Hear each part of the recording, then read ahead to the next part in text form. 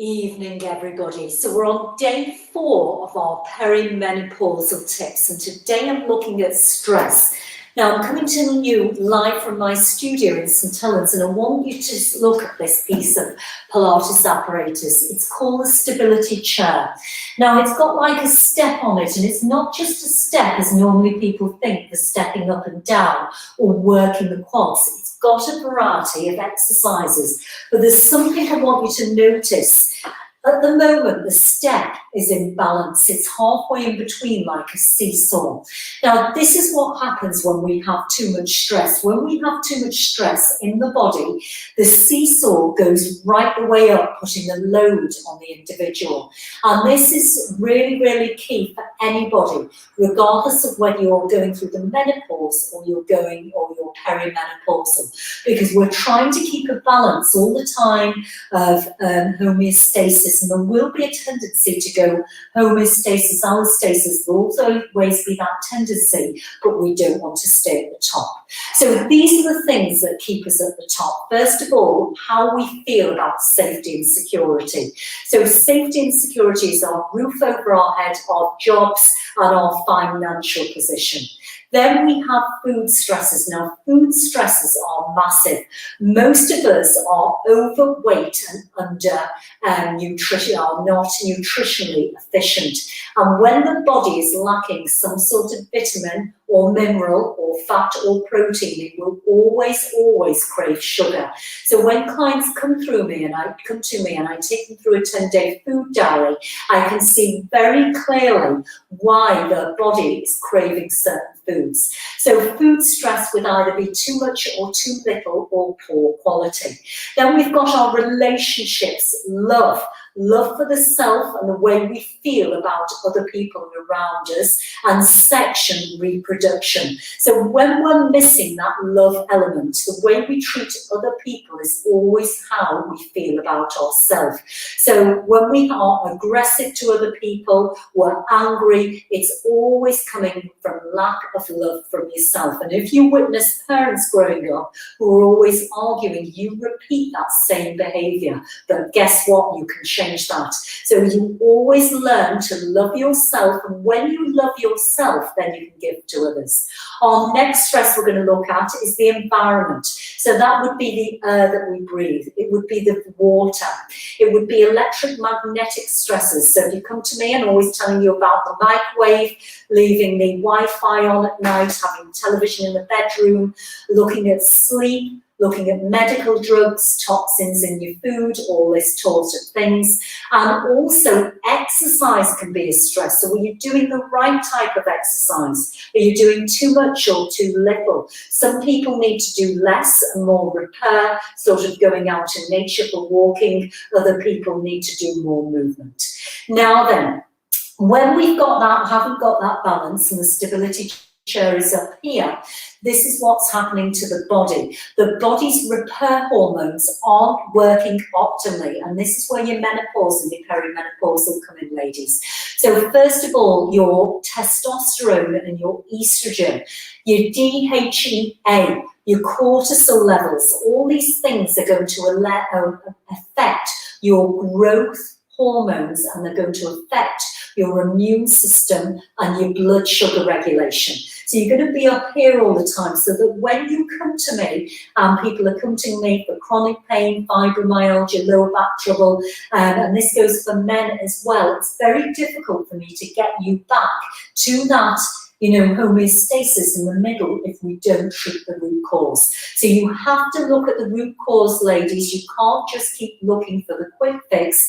And of course, it's very difficult to do. These habits take time. So again, you want that pedal halfway. So I'm going to show you a little bit around my studio and why you should choose me.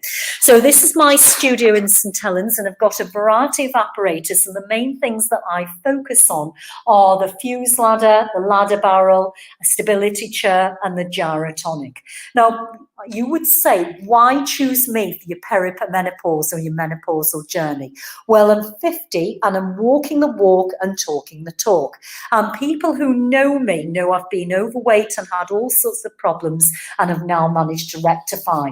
And when you come, I'll always show you this picture on the wall. So I don't know whether you can see this clearly at all at home. So I trained originally in Toronto and then down south in Oxford.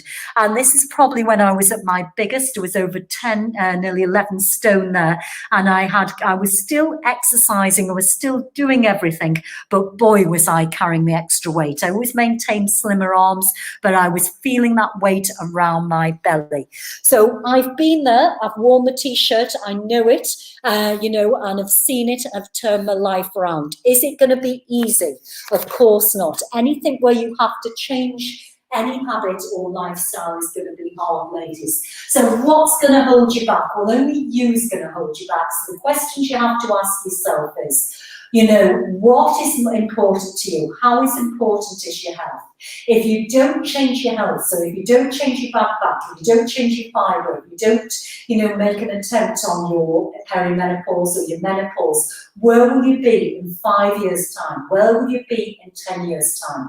When you take power of your health, you become powerful instead of powerless. And excuses are great. When you make excuses not to do something, and I'll give you an example, if I want to learn French and I give excuses not to learn it, it's because that's not high priority on my list. I put something else as a higher core value, and that's fine. You don't have to do it if you don't want to, but if you don't want to do it, then don't complain if you're in a constant state of pain. So decide what your core values are. How important is your health to you? If you don't like exercising, you don't like making these changes, look at the benefits. So if you do exercise, if you do a check consult with me, what are the results you'll see? Will you be able to climb that mountain? Will you be able to lift the grandchildren? Will you be able to get in that bikini when you go on holiday, ladies? You've got to look. If I give 60 minutes here, and if I learn to say no to certain foods and bring in new behavioural habits, what will it do for me? And if you can see positive results in your body, that's when you're willing to keep those habits in your life. Is it easy? Of course it's not. Are the people around you going to like it? Probably not. Usually people will say to me, my children don't like it, my parents don't like it, my partner don't like it. No, of course not, because guess what? When we shape up, we shape up not only for ourselves, but everybody else around us. And not all the people around us like change because it makes them feel insecure.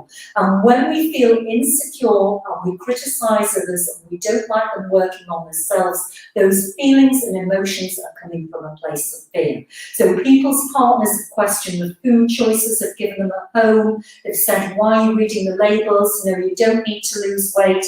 No, you're fine as you are. And those people are suffering. So you have to decide, is this for you? If it is, make a move, get in touch, give me a call for your free consult, and let's start your perimenopausal journey now. It's a 4-hour consult, ladies, and then it's one-to-one for 6 consecutive months minimum. It's not a quick fix, not for somebody who's looking, just to do something quickly. It's a lifelong plan of health and conditioning. So wherever you are, everybody, enjoy your world tonight and enjoy your evening, and I look forward to seeing you for day 5 tomorrow for our last top tip. Take care.